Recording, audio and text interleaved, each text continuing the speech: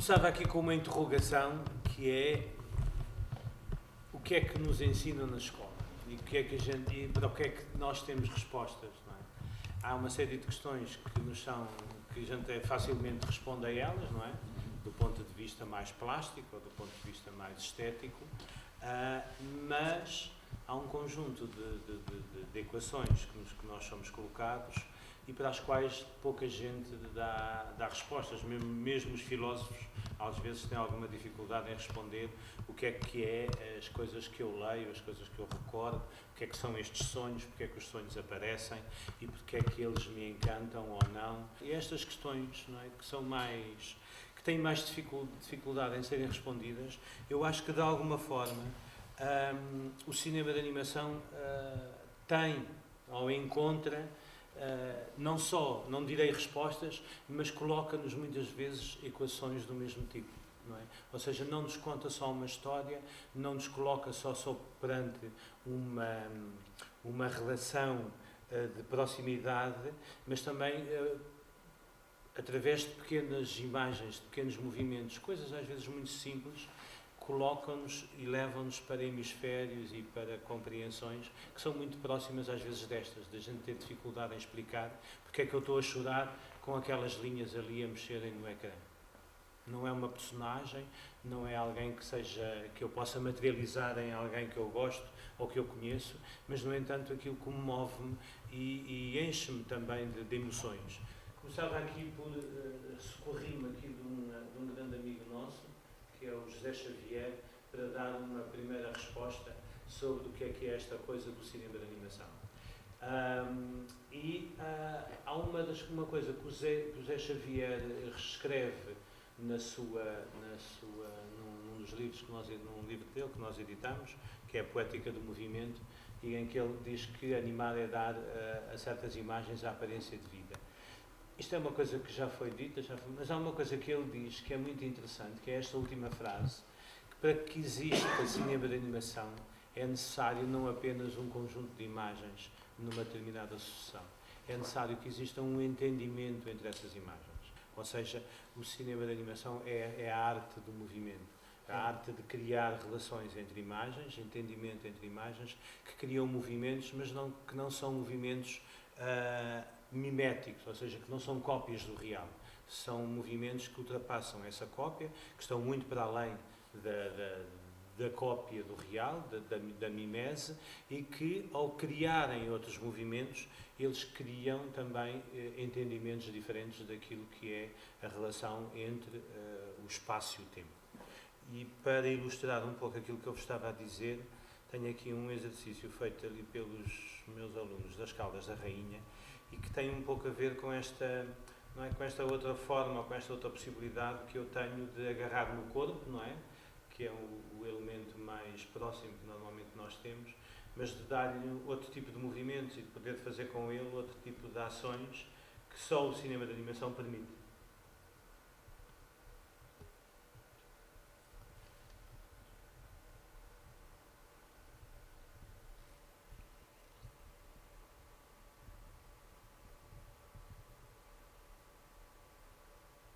Para além disso, depois também não é só uma questão física, ou seja, não é só uma questão de 25 imagens a correrem sobre o ecrã, é também muito mais uma questão metafísica, ou seja, aquelas linhas, aquelas formas, aqueles pequenos pontos que eu ponho a movimentar sobre o ecrã e que toda a gente diz que é cavalinhos a correr, que são bailarinos com uma expressividade muito grande, ou que são outras formas que não têm propriamente um entendimento numa fisicalidade, numa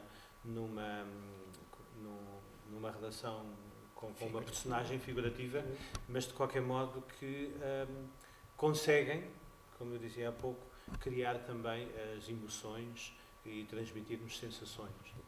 Para mim, esta palavra é talvez a palavra fundamental, não só no cinema de animação, mas na arte em geral, que é a questão da transgressão. O cinema de animação, do ponto de vista das regras, tem esta relação com o espaço e com o tempo e com as pessoas. Mas, ao mesmo tempo, tem também uma relação de ruptura do espaço e do tempo. eu posso esticar o braço da minha personagem e ir ali cumprimentar aqueles meus amigos na boa. Isto não é possível fazer em imagem real. Eu estico o meu braço, quando muito faço adeus, não é? E não consigo fazer muito mais do que isso. Ou seja, eu consigo romper com todas as relações e com todas as leis, não é? E isso é uma coisa que é exclusiva do cinema de animação. Essa capacidade de recriar a relação com o espaço e o tempo é exclusiva do cinema de animação e, se calhar, é exclusiva dos sonhos, é exclusiva de alguns rituais, que já lá falaremos um pouco sobre isso. Ou seja, essa relação que nós temos na nossa relação quando fazemos um filme de animação. E estamos aqui pessoas que não me deixam mentir, não é? Esta relação que nós temos com o espaço, com as matérias, não é? E que somos quase uma espécie também de atores e ao mesmo tempo de performers, não é? Como é que se chama aquilo? O sul-africano? William Kentridge. Kentridge dizia uma coisa fantástica. Ele tem a câmera aqui a gravar e normalmente desenha numa folha muito grande e ele diz que há uma performance dele que é ir fazer o desenho, voltar para fazer a imagem, ir e voltar, que não se vê, mas que está lá no ecrã. Ou seja, aquela performance dele está... arranjou uma assistente, viste? Não queria. E ele teve de desistir do assistente porque diz que há o raciocínio. Exatamente, é esse vai e vem, há o raciocínio. acelerava o processo, mas o trabalho já não... Exatamente esse lado que a performance tem, que é o lado também que tem a ver com o pensamento, com alguma criatividade que há entre o ir e o voltar. Não é? Aliás, ele também tem uma coisa muito curiosa que é, em vez de ter aquelas figuras construídas de cavalos e não sei o que, grandes, mas que ele começa com folhas de papel que vai rasgando. Portanto, não há prints laser, de recorte. Quer dizer, não é que ele não tenha acesso a essa tecnologia, mas é muito engraçado ver vídeos dele agarrar numa cartolina e numa cima de uma mesa faz um cavalo e depois tem a câmera e pronto, parece que tudo nasce ali. Faz sentido, não é? Pronto, e depois e aquilo que acontece,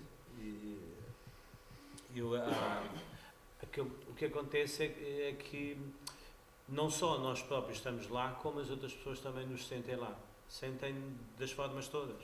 Eu aqui há muitos anos fui a Moscou porque queria fazer um workshop com um senhor que infelizmente já morreu, chamado Kitruk, Fyodor Kitruk, que era um grande mestre do cinema russo, soviético e depois russo. E fui à casa dele, era fevereiro, Moscovo, estava a nevar, eu cá fora cheio de frio e ele à porta, assim com a porta meio entreaberta, a perguntar o que eu queria. E eu disse-lhe que ia lá, que queria fazer um workshop com ele, eles faziam um workshop de verão e gostava muito de fazer o workshop com ele. E ele perguntou-me, mas tu já fizeste algum filme de animação? E vocês estão a ver aquela coisa que é um grande mestre de repente perguntar a um noviço, a um rookie, se já fez algum filme. Ficamos sempre assim um bocado... Não é? E aquele segundo da resposta dura normalmente para aí 3 ou 4 horas. E eu disse, sim, já fiz alguns filmes, umas experiências, uns filmes. E depois ele fez uma segunda pergunta que eu acho que foi o que me fez entrar no curso, que era, tu gostas das coisas que tu fazes? E eu assim meio a medo disse assim, sim, gosto das coisas que eu faço. Então podes fazer o workshop comigo, porque as pessoas que não gostam das coisas que fazem, os outros depois quando forem ver os teus filmes também não vão gostar de certeza.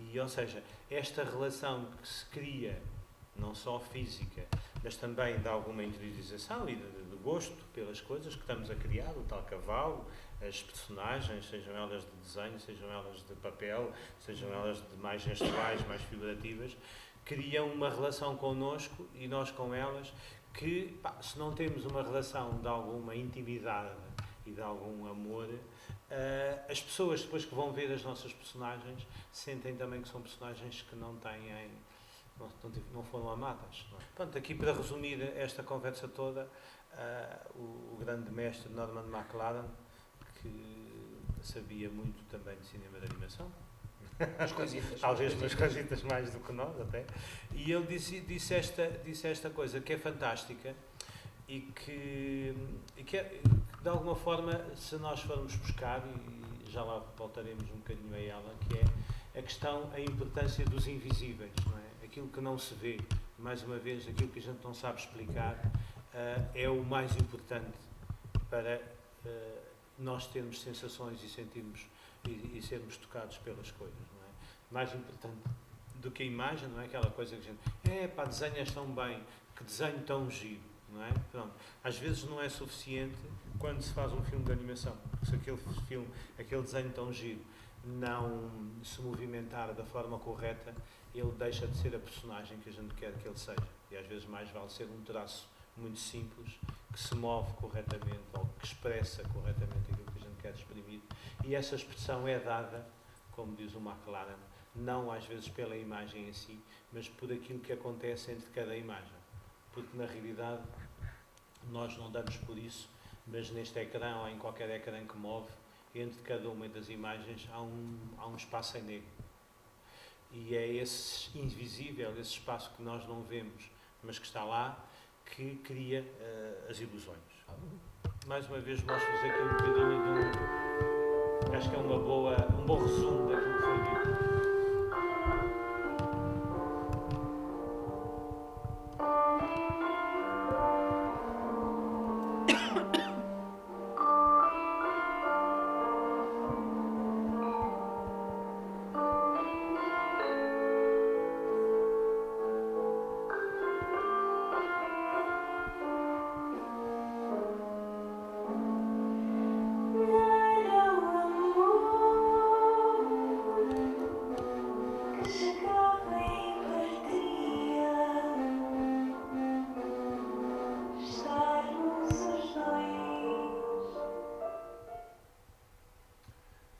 Feito por uma aluna lá da escola, Os Verdes Anos do Carlos Paredes, portanto, é aqui uma mistura entre, não sei se podemos dizer 3 génios, mas 2 são geniais, que é o Carlos Paredes, de alguma forma o Pedro Taman, que escreveu o poema para esta música, e eu acho que a outra, Fauconnier, que era uma rapariga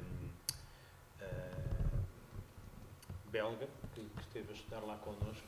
Acho que foi muito engraçado, porque foi das pessoas que apanharam, havia uma série de hipóteses de escolha, ela agarrou nesta música, ainda que ela falasse um pouco de português, acho que ela, mais do que a letra em si, ela soube sentir muito a música do Carlos Paredes.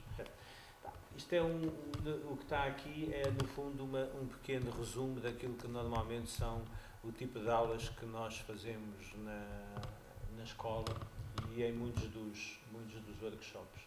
Ou seja, a questão, mais uma vez, a questão do movimento é sempre o lado, é sempre a questão fundamental e a questão do movimento ligada à prática. Eu não vejo outra forma de a gente fazer e aprender a fazer cinema de animação que não seja praticando. O McLaren falava numa coisa fundamental, hoje, mesmo quando se desenha no computador, na Cintiq, ou seja outro tipo de software que se utilize, ou hardware,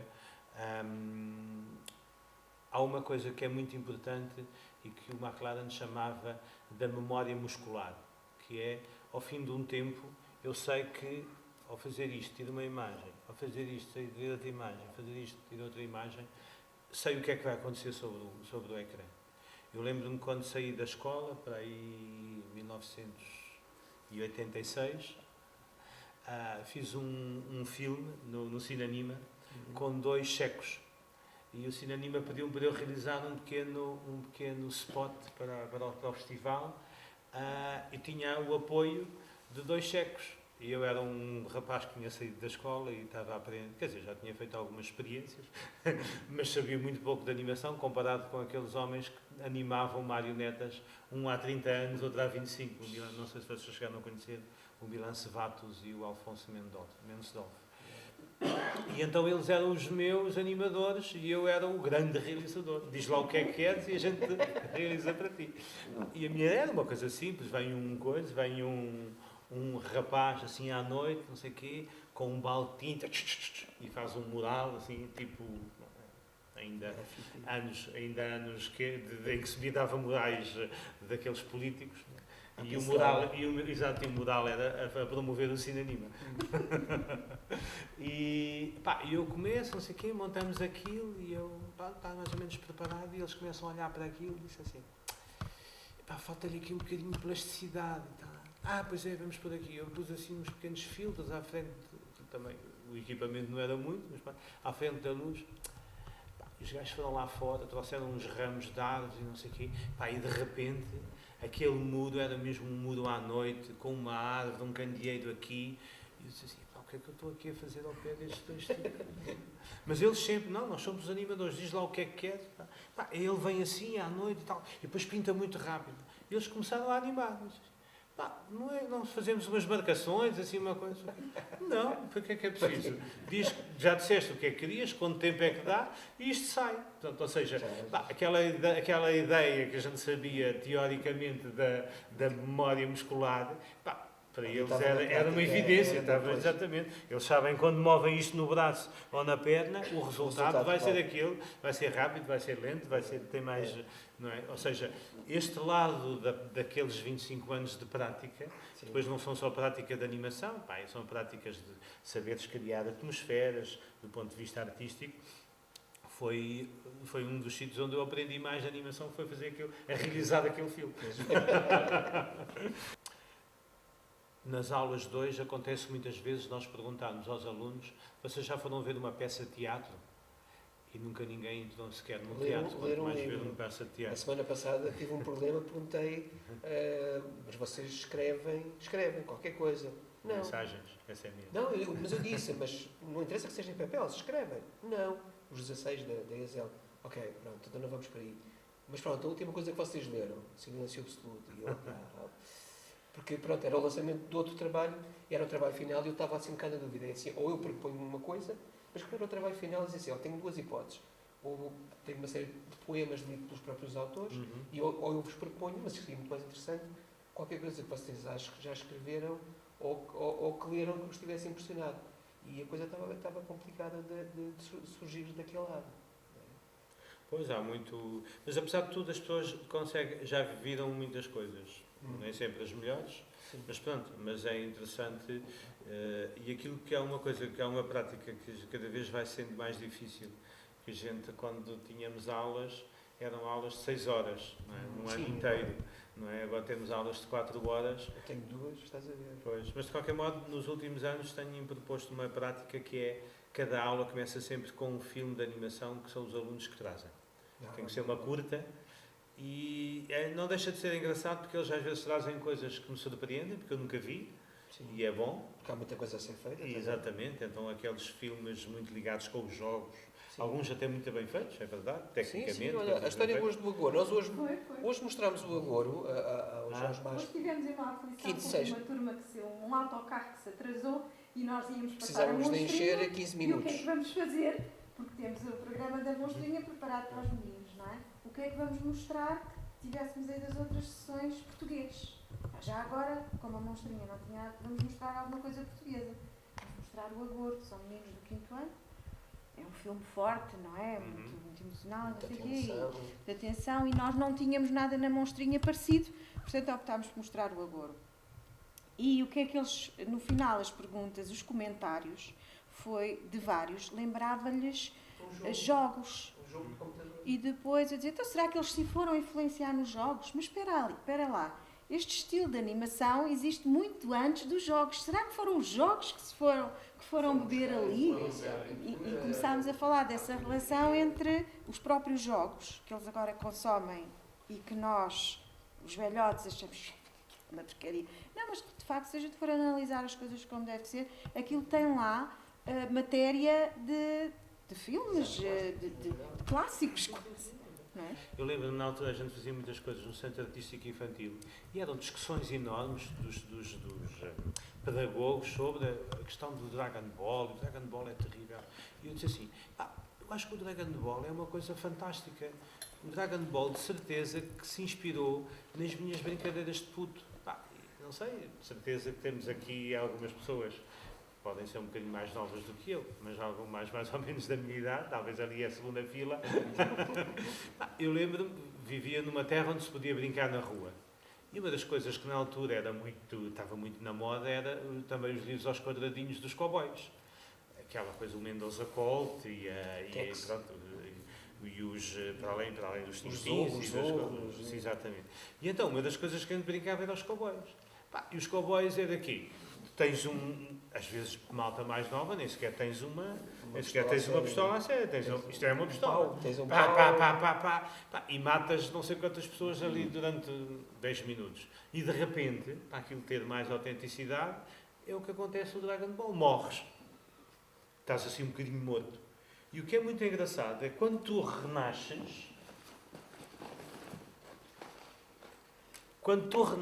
naquela morte, encontras outro pedaço de pau, e renasces com o dobro da capacidade de matar pessoas, que é o que acontece na maioria das histórias japonesas, que é, os personagens morrem e quando renascem com mais poderes, normalmente.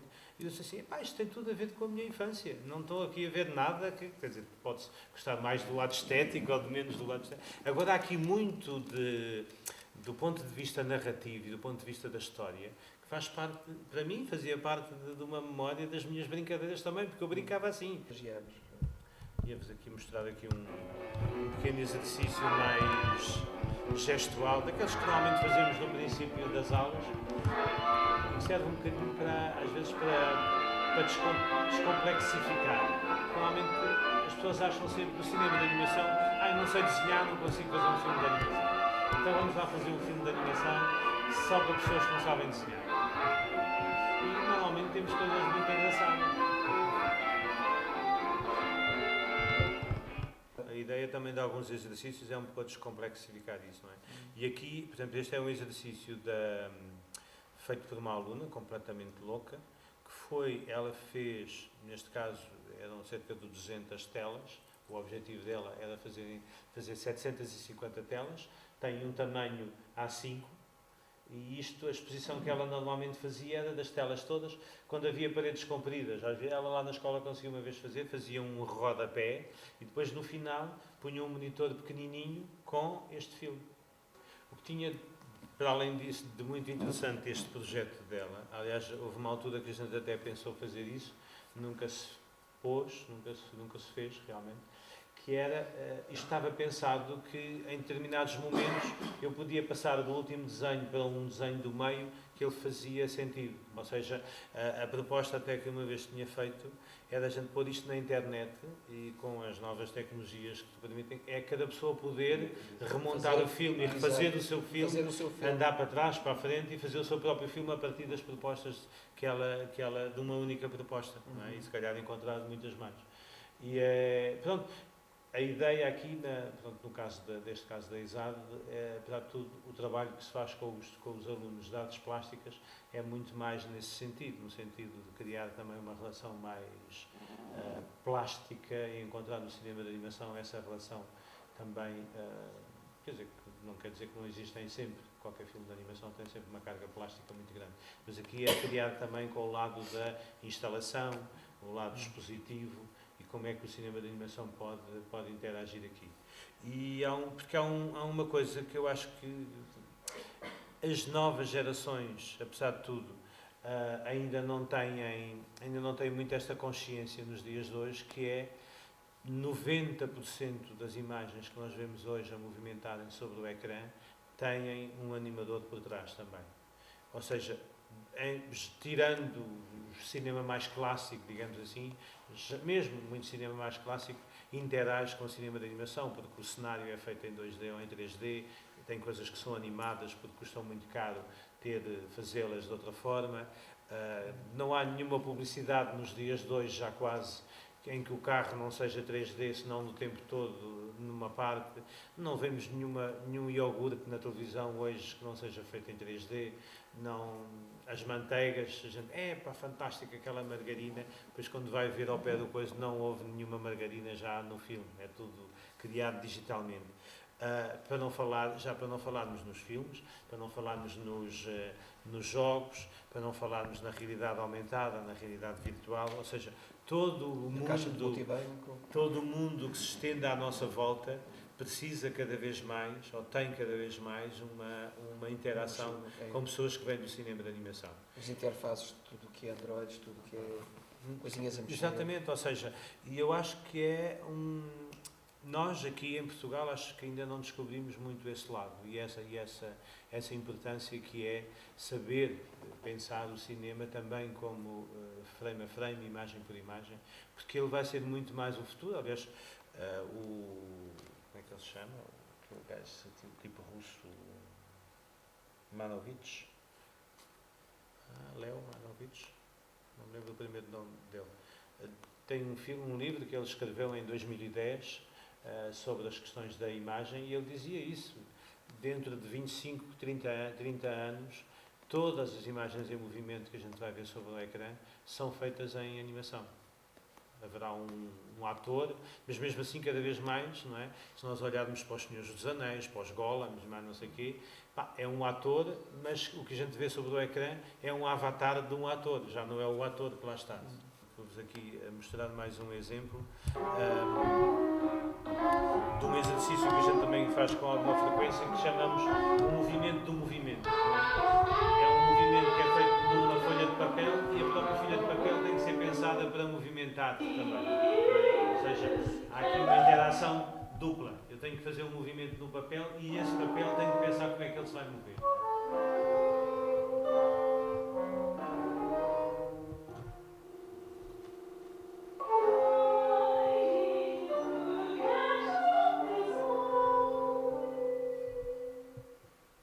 Há aqui uma coisa que eu acho que é muito engraçada e que eu ultimamente tenho andado mais também um bocado a estudar, porque eu quando vim eu estudei cinema em França e animação e quando regressei para Portugal fui fazer, juntamente com o Zé, fomos fazer a direção do Centro de Imagem e Técnicas Narrativas, que era uma coisa fantástica que tinha sido criada, onde este rapaz, em 86, não é? Fizeste lá o curso, não é? E a Gulbenkian tinha comprado um imenso equipamento que estava na topo de gama na altura. Exatamente. e que em princípio ia para o lixo. Quer dizer, ia ficar parado. E a nossa proposta foi dar continuidade àquele equipamento e ficámos lá 19 anos a dar continuidade àquele equipamento. Mas como eu tinha poucas coisas para fazer, havia uma coisa, como tinha tido hipótese durante os meus tempos de freelancer e de francês, que era com os meus professores, andávamos com uma carrinha de terra em terra, de escola em escola, de país em país, a fazer oficinas de animação. Na altura ainda com película, nós chegávamos com umas câmaras 16mm a uma escola, ensinávamos o pessoal a desenhar, a fazer a animação, com as câmaras eles gravavam, fechávamos uma sala escura, tínhamos um gandabalde com revelador, fixador, paragem e fixador, os miúdos revelavam a película, ficava pendurada na sala, no último dia vinhamos com o projetor de 16mm e passávamos o filme, ou seja, havia aquela magia completa que é, eu desde a folha em branco até aos meus desenhos a projetarem-se no ecrã, eram os miúdos que faziam o trabalho todo. Isso foi uma escola fantástica, mas também foi uma escola de encontrar pessoas diferentes e de culturas diferentes. E então, quando cheguei a Portugal, uma das coisas que eu mais queria fazer era estudar antropologia. E fui para o Isqueté, fiz uma licenciatura e depois nunca acabei o mestrado. Não, o mestrado. Também não acabei, não fiz a tese de mestrado, fiz a parte curricular. Depois a parte de investigação fui para Castro Verde fazer um trabalho de investigação sobre... Era um projeto muito agir, que era... digo eu, que era... Chamava-se os Novos Contadores de Histórias. E era nós irmos às escolas, eu ia às escolas do Alentejo, assim, uma coisa no meio do nada, e o Castro Verde era a terra da minha mãe, que eu não conhecia aos 24 anos, ou 25, já não me lembro. E fui para lá, e andei a conhecer aquele pessoal, e íamos às escolas, e ensinávamos a fazer filmes de animação, e os filmes de animação eram feitos a partir das histórias dos avós. Daí que agarrávamos nos alunos, íamos aos avós, ouvíamos as histórias, e depois eles faziam o filme de animação, ou seja, recontavam um filme de animação, falando daquilo que o Sou Surro... Entre geração, não é? Exatamente, aquilo que o Sou Surro chamava a anacronia e diacronia, não é? Ou seja, a relação entre médias, da oralidade ao audiovisual e a relação entre duas gerações, avós, netos. E este era o projeto e fizemos ainda alguns filmes, a coisa correu bem. Só que depois comecei a encontrar uma senhora fantástica, a Mariana Maria, que cantava cante baldão. O senhor Francisco construía, era o último construtor na altura de violas campaniças. E o seu neto andava a aprender com ele. E comecei a fazer documentários sobre aquela gente do canto baldão. E, por cima, a Mariana Maria era uma mulher com não sei quantas histórias. Era uma mulher que vivia com um homem que lhe batia, bêbado. Ela tinha fugido, o homem morreu. Ela regressou a Castro Verde, à estação de Ourique, e geria, tinha uma coisa fabulosa, que era ela que tomou conta da tasca do marido, ou seja, vendia copos de vinho a homens. É logo aqui um grande problema. Não é? E então ia para a caça com os homens e era muito melhor caçadora do que eles. Então, num círculo relativamente próximo, que ia até ali mais ou menos a Castro Verde, entre a estação de Ourique e Castro Verde, a história daquela mulher é que era uma mulher que tinha os dois sexos e que vinha mulheres da Holanda para fazer sexo com ela. Depois havia a história dela mais verdadeira, que era esta história do marido, e como ela tinha que viver, tinha que tratar dos filhos, teve que ir para a luta, não é? E como saía muito com os homens, aprendeu a caçar e até tornou-se melhor caçador do que ela. E tinha uma coisa fabulosa, que era ela, que tinha um aspecto muito másculo. Aliás, quando ela cantava, tinha sempre gravata e fato. E a irmã, mais magrinha, cantava ao lado dela com um ar mais feminino. E cantavam esta coisa, que é o canto baldão. Depois nós até com o Stefan, com a ESAD, tentámos fazer um projeto ao vivo, que era ligar a Austrália, Caldas da Rainha e Castro Verde, com um concerto de canto baldão com o como é que chama o trabalho? O Bica. Com o Bica. Porque este canto baldão tem coisas de jazz que não têm tanto de improviso como aquelas mulheres a cantarem. Elas cantavam, eu acho que não tinha texto, as músicas nunca tinham texto. Mas era uma coisa fabulosa. Eu gravei, tenho ainda lá as cassetes Super 8 e 8mm da minha velha câmara de vídeo. Gravei horas com aquelas mulheres, a conversarmos, a falarmos das vidas delas e depois das vizinhas e sobre as leituras que a vida dela tinha. E então, pronto, isto para vos contar, de uma forma não tão rápida como eu estava a pensar, desta ideia da antropologia e do ritual.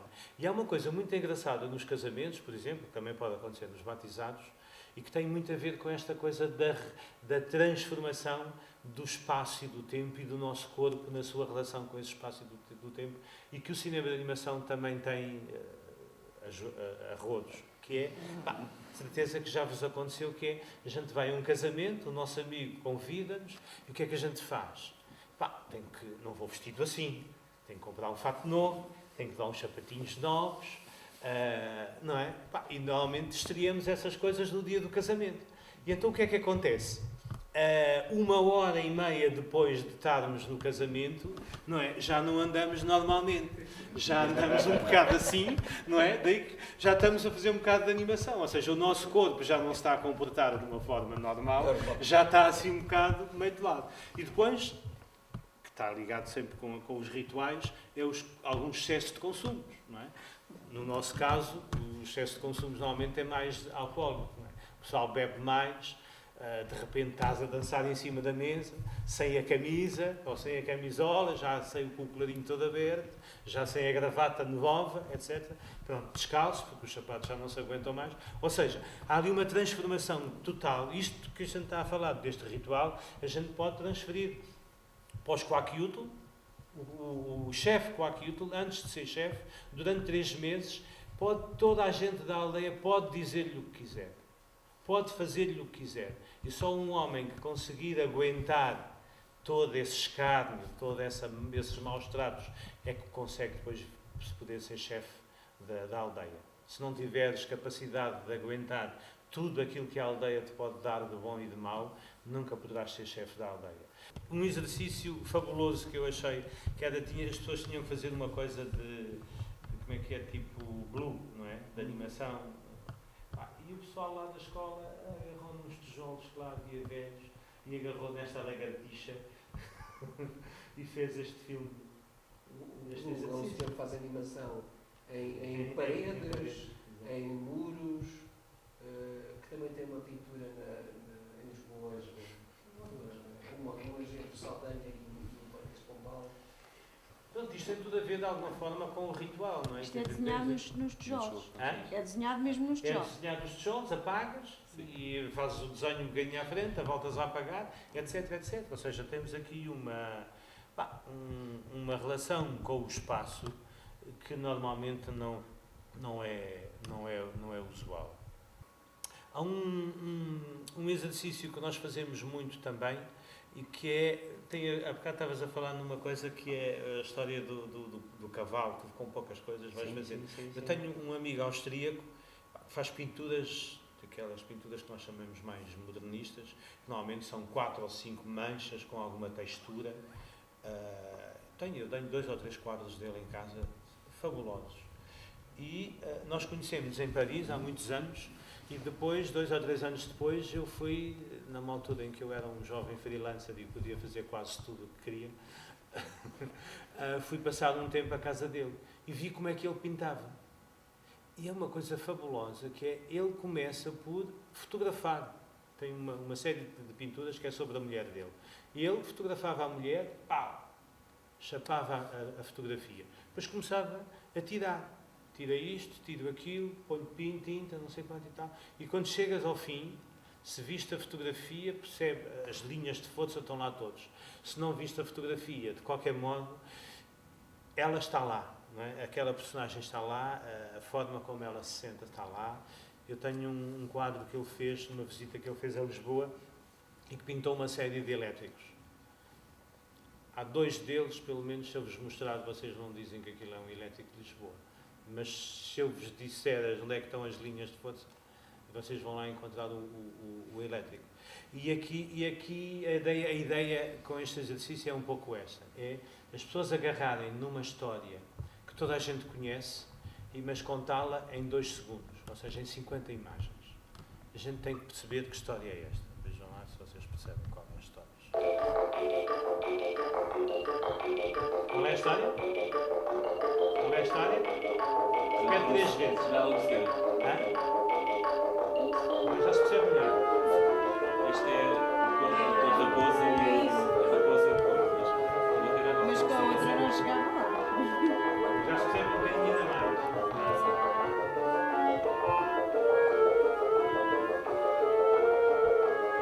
Agora é mais fácil.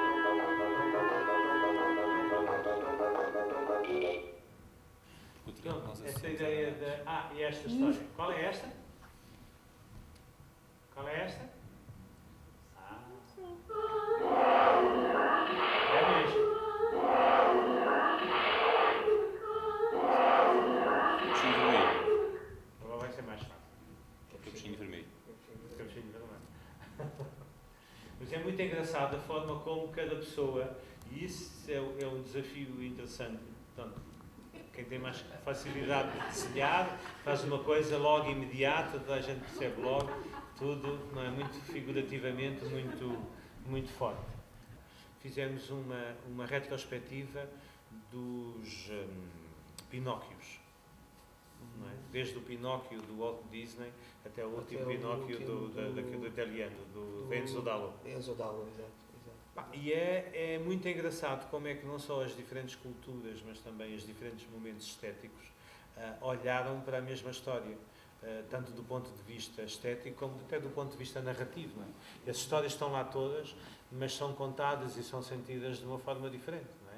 Porque quando a gente vai à origem do Capuchinho Vermelho, por exemplo, o Capuchinho Vermelho, se nós contássemos a história original do Capuchinho Vermelho, nunca seria uma história infantil. A história do Capuchinho Vermelho tem muito a ver com a questão feminina, com a questão das mulheres, com a questão do período sexual, do período menstrual, etc, etc. É assim que a história do Capuchinho Vermelho nasce para ensinar esse tipo de coisa. E depois ela vai se adocicando, não é? Vai ser açucarada pelo caminho. E pronto, e hoje tem outras roupagens, não é? Mesmo quando a gente manda um SMS ou faz um post no, como é que é? No Instagram, ou conta uma história no Instagram, desculpa, eu não tenho, mas tenho Facebook.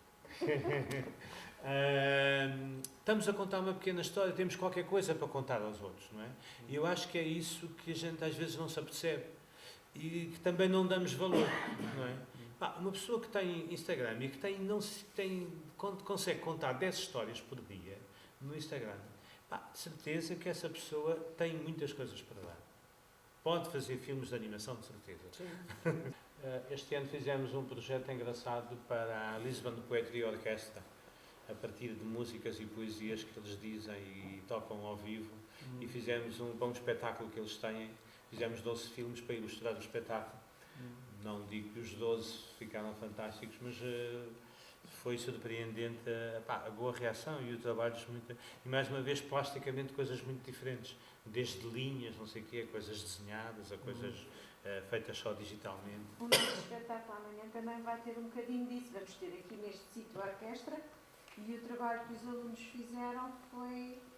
Não foi ilustrar a música. Bem, pois, não foi bater. Aliás, o desafio era que nós não queremos que o público... É um pouco esta transformação, este lado do voltamos outra vez ao invisível, não é? O imperceptível. Voltamos àquela... O Saint-Exupéry disse que o essencial era invisível aos olhos, não é? O McLaren também disse que o essencial era invisível aos olhos. Há um poema do século XVI, do nosso, como é que ele se chama? Camões, que diz a mesma coisa. Não sabemos quem é que influenciou quem, se calhar ninguém se influenciou um ao outro, mas é assim, mas esta coisa de que o essencial é mesmo invisível aos olhos, não há dúvida que faz parte, não é, da nossa poesia enquanto seres humanos, mas que faz parte muito, sem dúvida, daquilo que é o cinema de animação e daquilo que é, não é, este sentimento e estas sensações que nós temos. Não só quando fazemos, não é? E vimos ali no caso mas quando vemos também, mas como também quando vemos, não é? Quando sentimos. Mário Neves ainda, o pai e depois o filho. Filmes com uma inventabilidade enorme, ou seja, tecnicamente, quando a gente olha para aquilo, como é que isto dá não é, este sabor todo sobre o ecrã, quando a gente percebe como é que aquilo foi feito. Não é? Mas pronto, ou seja, há toda essa criatividade que está por trás, não só da realização do filme, mas também da sua experimentabilidade em termos estéticos. E quando nós olhamos um pouco da nossa história e daquilo que nós podíamos chamar esta alma, não é? Mesmo filmes mais recentes, como este filme que eu fiz com mais não sei quantas pessoas, incluindo estes dois senhores, pronto, há aqui uma recuperação estética que vem de 1910, são fotografias de 1910 que foram retrabalhadas e recuperadas e animadas de outra forma, não é? Mas pronto, há aqui uma estética, apesar de tudo, e há um conceito que tem muito a ver com aquilo que eu chamaria um pouco esta alma portuguesa, que encontramos na música, encontramos na estética, e então a relação com a arquitetura é fantástica. Vejam estes 3 pedaços de filme agora a seguir uns aos outros, que é não só a arquitetura, mas também o movimento que é criado dentro da arquitetura. Mas pronto, esta ideia, apesar de tudo, não é, da desconstrução, do mergulho, do movimento que encontramos nos filmes, na maioria dos filmes portugueses, e que depois têm, e que se contam com... Eu pus aqui esta coisa sobre o mar, porque o mar também está muito presente, portanto vamos ver outra vez um pedaço de um outro filme, mas a coisa que me tocou mais sobre o mar foi aqui há uns anos, um amigo meu alemão, o Behrens, Thomas Behrens, que veio viver para Portugal, e está cá, já casou com uma portuguesa, tem filhos, está cá há 20 e tal anos, e uma vez fomos, já não sei porquê, ele nunca tinha ido, fomos ao Cabo da Roca. Estávamos ali, aquela coisa do mar, e eu estava-lhe a falar, esta coisa do mar, esta nossa atração pelo mar, que eu às vezes tenho alguma dificuldade em explicar. E o Thomas Behrens, que nasceu numa daquelas cidades no meio da Alemanha, se calhar viu o mar pela primeira vez quando veio a Portugal, ou quando foi passar férias, não sei onde.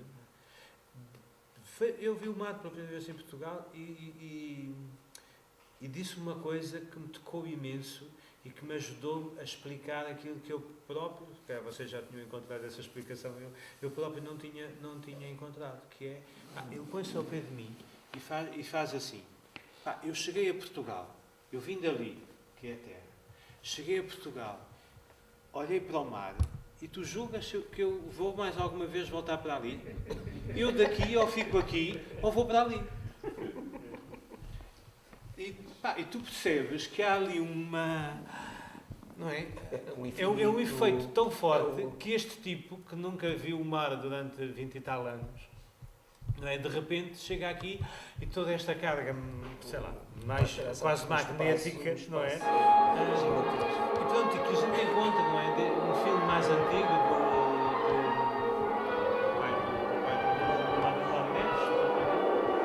o mar mais está, o mar é sempre uma figura presente, uma figura quase incontornável, não é? E todas as suas mitologias, que vêm dos livros, vêm das nossas lendas, não é? O mar do Zé Xavier, não é? Que liga o poeta Pessoa, que liga o 28, que o Pessoa adorava, e todas, mais uma vez, todos aqueles imaginários que vêm do mar, não é?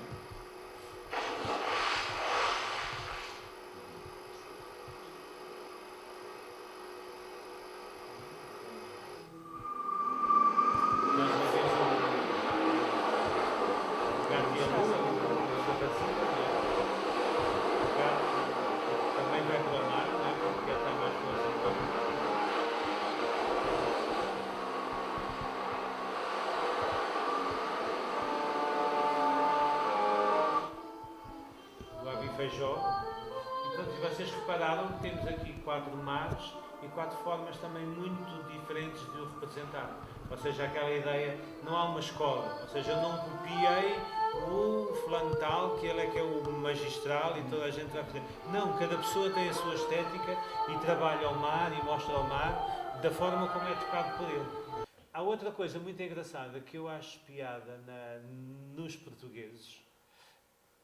Eu acho que, não sei, mas tenho para mim que nós, ou as culturas, são mais inteligentes quanto melhor sabem falar de si próprios, não é?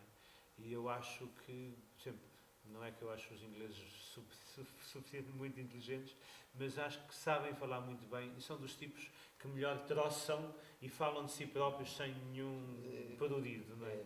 E eu acho que no cinema de animação, mais do que até noutras áreas, nós caracterizamos-nos muito bem, não é?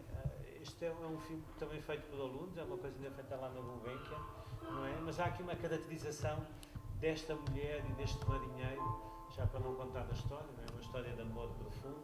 O marinheiro está morto, mas ela não o quer enterrar porque quer mantê-lo vivo ali ao pé dela, não é? E está tão vivo que ela própria o mantém vivo, não é? Dá vida. No filme do Zé Miguel Ribeiro, não é? Estas 5 personagens, não é? Como elas são caracterizadas. Boa viagem, minha senhora. E depois esta deferência, minha senhora. Normal. Depois a graça. Sandra. Não é? A forma como se vai buscar figuras tradicionais também para nos retratar, de alguma forma. É um pouco esta transformação, este lado do voltamos outra vez ao invisível, não é? O imperceptível. Voltamos àquela... O Saint-Exupéry disse que o essencial era invisível aos olhos, não é? O McLaren também disse que o essencial era invisível aos olhos. Há um poema do século XVI, do nosso, como é que ele se chama? Camões, que diz a mesma coisa. Não sabemos quem é que influenciou quem, se calhar ninguém se influenciou um ao outro, mas é assim, mas esta coisa de que o essencial é mesmo invisível aos olhos, não há dúvida que faz parte, não é, da nossa poesia enquanto seres humanos, mas que faz parte muito, sem dúvida, daquilo que é o cinema de animação e daquilo que é, não é, este sentimento e estas sensações que nós temos, não só quando fazemos, não é? E vimos ali no caso Mas quando vemos também, mas como também espectadores. mas também quando vemos, não é? Quando sentimos.